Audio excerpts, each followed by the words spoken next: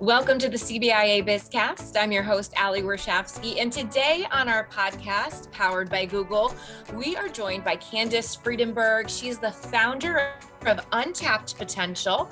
Untapped Potential was recently named the Women-Owned Small Business of the Year by the Connecticut District of the U.S. Small Business Administration, and for a pretty great reason. Untapped Potential is designed to remove barriers for women who want to return to the workforce. Candace, this is something we've been talking about for a long time now, and then escalated by the pandemic. We're so happy to have you on the podcast. Thank you for having me. When did you decide to start Untapped Potential? We really launched in 2015 and went through a reset incubator in Hartford and then came to market in 2016, the last quarter of 2016. And what was your inspiration behind it? Had you gone through trouble trying to find work in the workforce or had friends struggling to get back in? Really, it came from a different perspective. I was trying to solve another problem, and I looked at this as an economic opportunity. Whenever you have stagnated talent, skilled workforce, and those with education and experience and are not able to add to the labor market, it's untapped human capital, hence the name Untapped Potential. And I was meeting with women and just in my daily life and in the sports, around sports and things of that nature, and even, women's focus groups. And really, there were people with dual degrees, Cornell degrees, marketers that launched brand name products, and they really couldn't participate in the 9-to-5 still industrial age economy, even though I knew, and I had worked virtually for years, I knew that we were in the information age, we were in the knowledge economy, and these women that were in all or nothing fields, the consulting fields or the banking industries, the first chosen out of their talent pool in college, but once they couldn't keep up the 100-hour work week that a banking community has, they're out of the workforce. And many of them pivoted around their husbands' careers.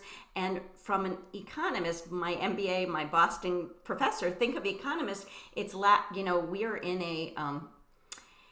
a global skill shortage. We are competing with educated talent, and women are now more educated. 11 more million degrees were given to men than women from 2008 to 2013. And really, I looked at how can we capitalize on that and started studying the problem of what needs to shift in the workplace and how can we give these women stepping stones back to their caliber. And that's really through the incubator, we studied many different modes and how to serve them and came up with our three-prong, three-step process. And what is that process? Really, we provide them a network of support. Industry mentors, coaches, and clients really are part of our talent, our network that provides them that ability to start perceiving themselves in the workplace, attend a quarterly event where they're presenting themselves with their elevator pitch and their professional accolades, where they don't normally do that on the sideline of the soccer fields. They're not listing their resume, and they start to disassociate from those skills and their caliber and their former credentials. And we bring that back. That's the network of support where we do mock interviews, speed interviews, things of that nature. And then we also talk to industry professionals, client companies, and say, where can we skill them up? What is the growth fields? And we skill them up with nano degrees, short courses, seminars through partner companies in fields like data analytics, Agile and Scrum project management, inbound marketing, things. If they were a marketing professional, but they missed the digital marketing age, and they're short courses so they can acquire the jargon, acquire the knowledge of how things work differently today, and therefore start to use that jargon, get back to their caliber. And then most critical is our engagement model, where we engage in a flexible way through what is known now as returnships, but we started it as a mid-career internship, and we call it a flex return. We've trademarked that term, flex return, where they can start shaving off their responsibilities, pass things on to their spouse, their teens, their community, so that they can get to full-time work and deliver by objective versus delivering by sitting in a seat from 9 to 5. Yeah, and you started this before, COVID hit and things became more or I should say normalized, right? To be able to have this a more of a work-life balance because you are working from home, et cetera. But in 2015, take me back to then. What did your company look like then, and how has it grown to where it is now in 2022? I'm sure you've added staff, maybe even some different types of services that you didn't offer back in 2015.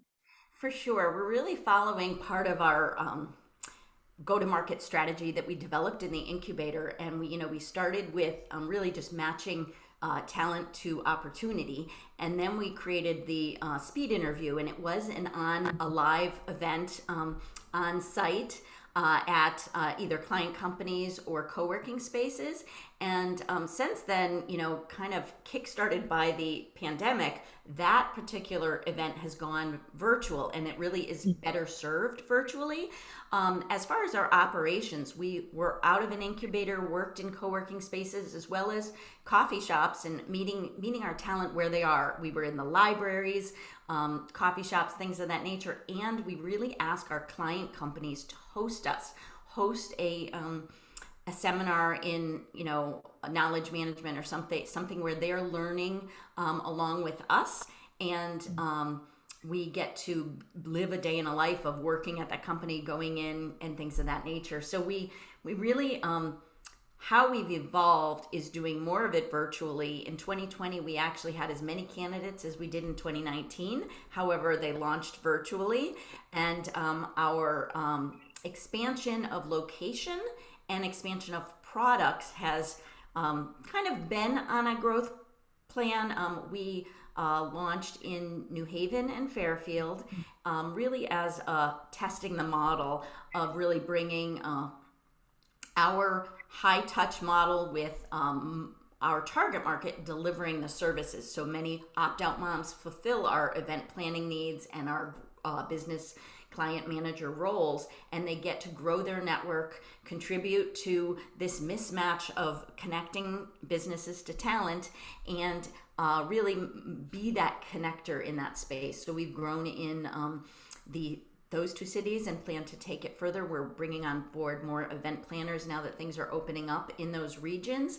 And as far as the product side growing, we've always been kind of serving our candidates in a customized way. We now have a membership where it's more plug and play, and we plan to offer a returners tech boot camp that serves moms to really grow those tech skills with engagement criteria, delivering with purpose. So say, for example, just to paint the picture for anyone who is listening, 10 years ago, I had a kid, I was in marketing, and now, they're in school. I've got a lot of time. I really miss working. That is when they call you. They have their MBA, they're just spend 10 years. I don't even know what to wear in an interview at this point, type of thing. They can call you. You are going to not only, put them through these practice interviews or help them go to that, but also maybe recommend some courses that they could take so that their resume looks just as good as someone who might be applying from, a similar skill set, but it was still in marketing. Yes, really, we not only get them interfaced with an industry mentor that helps review their profile. We do the up profile a little bit differently than a resume, and it removes the bias that many companies might see. Oh, she didn't work since 2010. We remove that first blush bias, and we have them work with industry mentors matched in their industry, as well as offer the courses that we know are hot just from being in this for a very few years. Our clients are open to tell us what they need skills in. And then once they come to that speed interview where they're able to meet with 20 hiring managers, they have their elevator pitch down. They've done a mock interview where we have recruiters and HR professionals share their time and talent to give them actual feedback, which is really hard to get. And then also going through our 12-week flex return, it really gives them the ownership of, I own these skills, I've gotten a pat on the back, I was a team member, and I delivered. And they can come to the interviews with confidence, and also now they can go on LinkedIn and put, I worked for this Fortune 10 company Mm-hmm. in 2021, and I did A, B, and C, versus talking about what we value the skills that they have of doing PTO management, running a gala, things of that nature, raising $250,000, interfacing with professionals that are parent volunteers. We know that's all valuable, but when you only talk about that in an interview or what you did in 2010, it doesn't fly. It can't compete if they even get that interview. That's great. So get them something to put on their resume, a conversation starter. Now, we're in a workforce crisis, really, labor shortage, and you have these women coming to you looking for work. There's more work than ever. Have you become a pipeline for the companies that you were once, asking, hey, can you help us out? Would you mind providing this? Now, are they coming to you like, who do you have for us? We need to fill this role. Yes, well, we've been fortunate to be named the Women-Owned Small Business of the Year, and that drew a lot of attention. And not only are companies coming to us, and we really say part of our pitch is we are your fastest pipeline to women in senior roles. We are a company that impacts gender equity in the workforce. And, these women bring 5 to 7 years experience. And I just spoke at the Society of HR Management in Mohegan Sun, and what I heard there from the other presenters were how we need empathetic leadership. We need emotional intelligence. Well, women that have managed a family, navigated, the school system to get what they want with their kids, they have empathetic leadership. They have emotional intelligence. Yet they have, 10 years at one of the Fortune 5 marketing firms, marketing agencies in New York City, and they pivoted with their husband's career. They have all those skills and also an understanding how the workplace works and how infrastructure is at 1 to 3 different companies. So they bring that to the market that new hires out of college don't bring. And you're not going to speed them up that curve without experience. And so they have the experience to be, women in leadership, which there's an equity problem there, and women in STEM. And I'm a STEM person myself, and I'm an advocate that women can learn STEM when they're there, in 7th grade, high school, college, or when they're 40. So we try to put them with the right professional organizations. Our second innings is one that does free training at the libraries in those critical skills of data analytics, cybersecurity, that are strong matches for our demographic. And we touched on this a bit, but what are some of the barriers that most of the women do speak to you about that have prevented them from going into the workforce? I'm sure a lot of it is children. That takes up a bunch of time, especially in an age where it's very expensive to send your child to school or a daycare, I should say. And then we had this pandemic, which then complicates things because if you do send your kid to school, school could be shut down tomorrow because of an COVID outbreak. So that there's really no win-win if you are the child care provider. Right. And it is often looked to women that are the child care provider. We actually really want to encourage men to take on some of those caregiving duties, and only if we get that to 50-50, can we get 50-50 in the workplace? And we have had men go through our program, attend our events, be placed through our speed interviews. But really, to your point of the idiosyncrasies, we fear for our children's health, and we realize that that's a more important thing. And we value, even prior to the pandemic, we value caregiving. We try to give our demographic a pat on the back for the work that they're doing, and we call it work, and it is valuable work.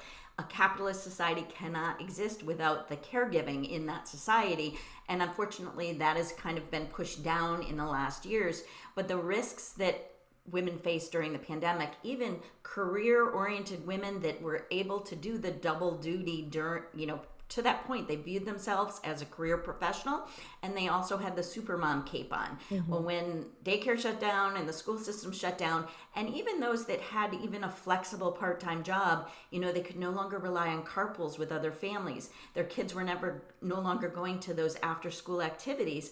And right now we're at a point where there's uncertainty. It's not 100%, but there's still uncertainty. So it's harder for women to raise their hand and say, now's the time for me to go back to work. But we're working with them to say, you can work virtually. This demographic largely did want to go into the office. They wanted to separate their home life from their work life. They wanted to be with peers and get that camaraderie and the juices flowing and, put on their professional self.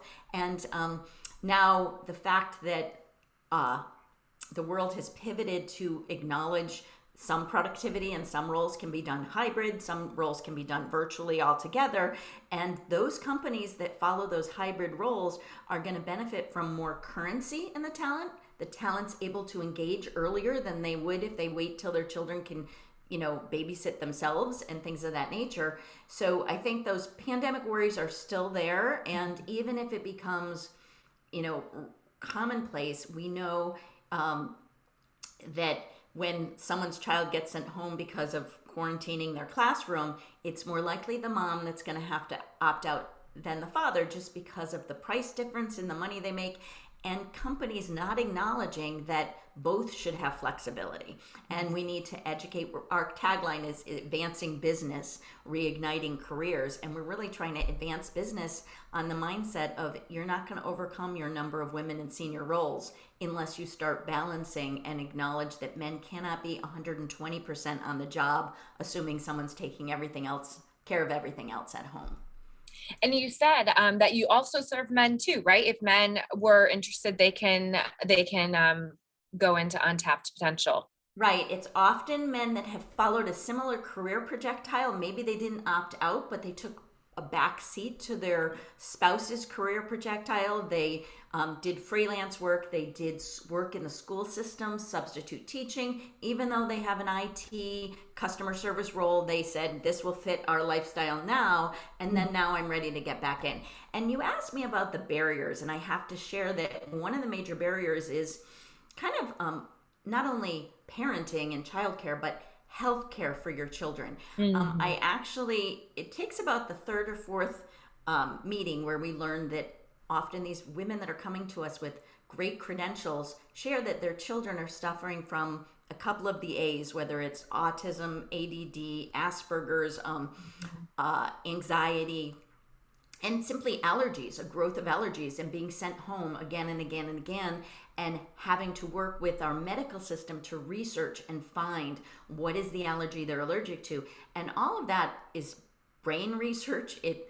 We had women that did data analytics on a certain field that was impacting her daughter that no one else really knew about. And so they're doing a lot of work that has taken them out of their career path, but that doesn't mean they're not career oriented.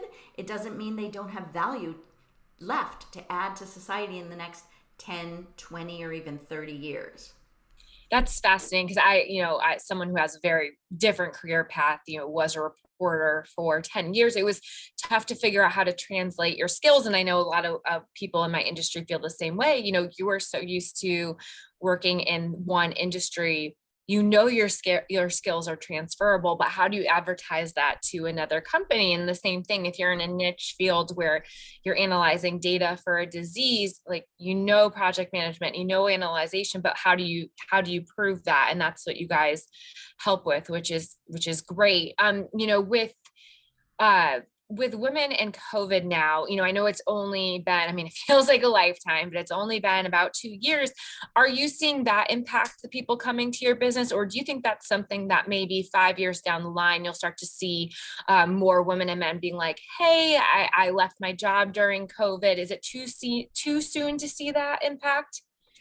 We immediately started seeing some women come to us that left their career during COVID, and it was almost like the musical chairs, their project was switching and they couldn't take the next, raise their hand for the next high power thing. And then they had to back off. And I do think in a few years, we will see more of those that took this time out, and it'll be more understandable that there's a gap. Truly, in the time frame when we started this, people viewed corporate American people in industry viewed moms with a gap. They were meant to be moms. They're going to be moms forever, like they grew up with their mom.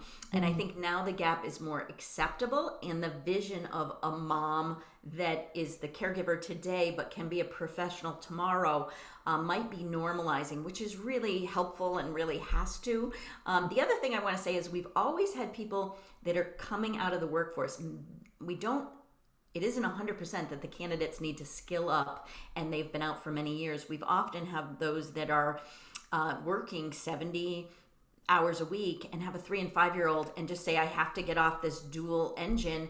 And they come to us and say, can you find me something that's 30 hours? Can you find me something that only has national travel? I can't do international travel, or I'm too much at risk if I'm overseas and my daughter needs something.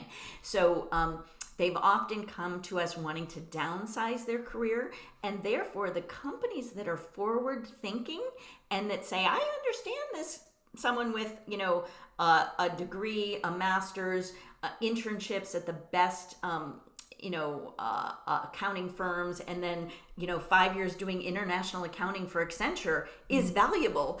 And I can see a role where she doesn't have to be on 90 hours a week. I'll take it, and they'll take that role. So those ones really end up coming back to us. So it's not only those that are coming to us now, but those that we've placed and matched really well, that we shared their needs, they heard them, they matched the needs, and they get this high caliber performer. And what women don't want is to feel like they're asking for favors and excuses. They don't want to sign up for a 40-hour week job and expect it's going to be 50 or 60 and feel like I can't attend that trip. I can't do this. I have to go to a doctor's appointment.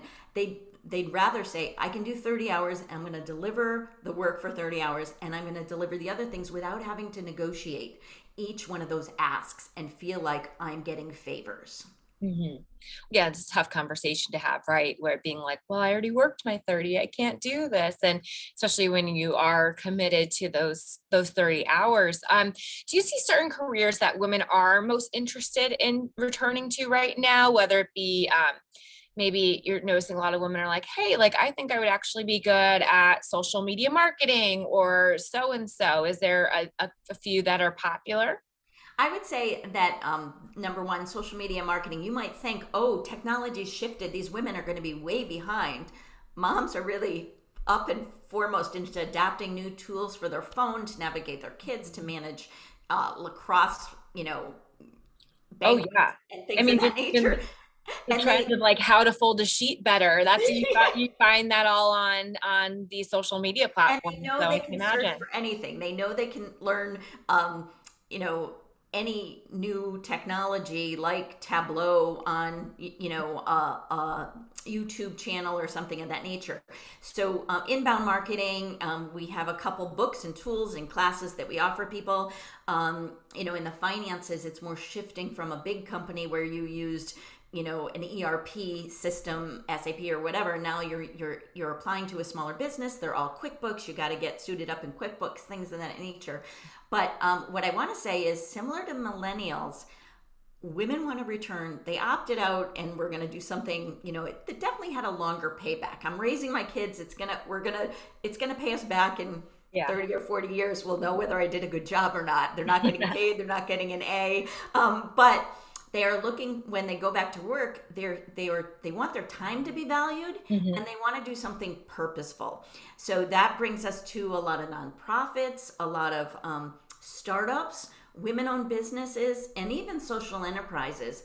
As a company can communicate how their business is impacting humanity, saving lives in some way, or impacting the energy system and the environment, then women can get on board and saying, okay, I'm going to leave the kids. They're going to be hanging. My spouse is going to have to, ante up in the family duties. But at least I'm doing something important and valuable. They're not, and a lot of people come to us, companies, and say, got the perfect job. They can be the receptionist. They can meet people. They can open the business and close the business. I'm like, you might have that image of that's what a mom can do, but really that is time bound. You have to be place and time. It's not asynchronous. You can't get the work done when you want. It's not deliverable based, and it's not going to justify them leaving the work that we value and they value and their family values. Yep, it's personal choice, right? Some people that might be the perfect job for someone who loves people, who Right. wants to be out of their house. But then there's, the one that needs a little bit more flexibility because their kid is in a travel soccer league and they're still young. So it's great to know that women have more options and they have a resource like you to tap into. Well, Yes, tap thank into you. their potential. Yes. Well, thank you so much for joining us. This was really interesting to learn of the services you provided and also just what you're seeing with women in Connecticut right now. Yeah, and it's a fruitful ground to make those marriages. And what we say is we really provide kind of a high-touch human intelligence to figure out where they fit. And I want to make sure folks know they can go to potential.org. Absolutely. Well, check out upotential.org. And thank you for listening to this week's BizCast. You can listen and subscribe to our podcast on Apple, YouTube, or SoundCloud. And for more episodes, you can head on over to CBIA.com.